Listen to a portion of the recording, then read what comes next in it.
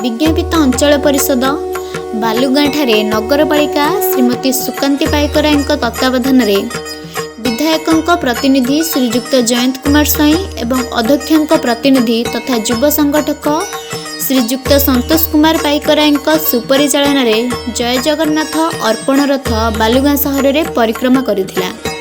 उक्त कार्यक्रमटी बहुत भक्ति भावविह्वल परिवेश एवं शह शह जगन्नाथ प्रेमी जय जगन्नाथ नाम हरिबोल डाक शंख एवं घंटर वाद्यध्वनि रे भक्तिमय परिवेश सृष्टि करथिला।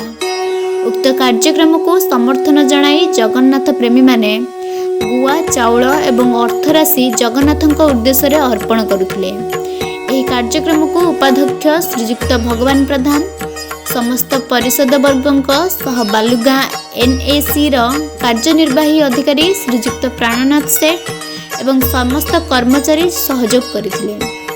खोर्धा जिला बाणपुर चिलिकारु निवेदिता रणसिंह को रिपोर्ट आम न्यूज।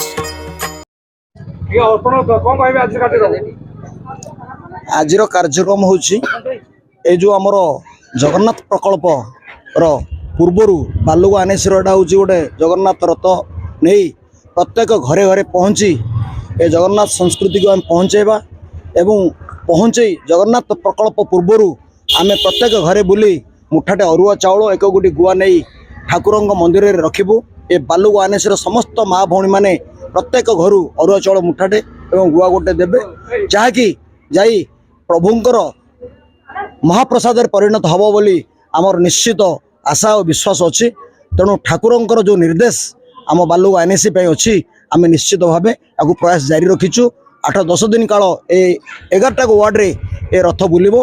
ए प्रकल्पर शुभारंभ पूर्वर आमर प्रथम आरंभ है। आमर गत काली शुभ आमर बालुगाँ एनएसी समस्त कर्मचारी एवं ऑफिसर मिसी शुभारंभ करिसेंती। तेणु आज द्वितीय दिन में पहुंची आउ 4-5 दिन पर्यंत एटा आमर चालू रहिबो।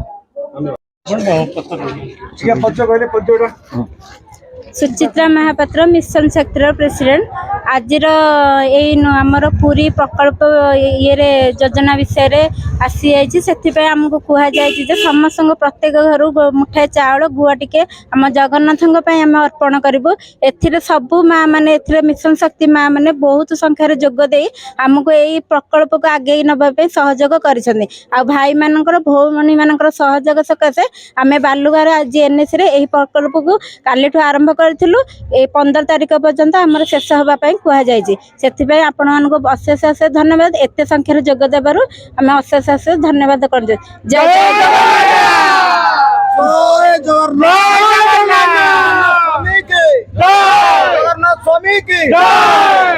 समस्त जनसाधारण को ठाकुर मंगल बोलांद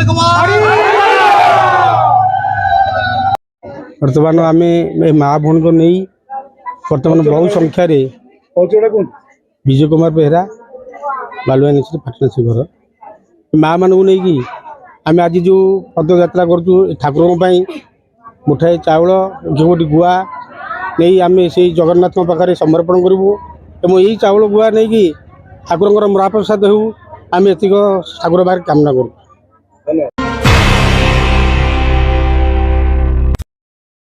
आपको आम भिडी भल लगा तेब आम चैनल को लाइक शेयर और सब्सक्राइब करने को जमा भी भूलु नहीं।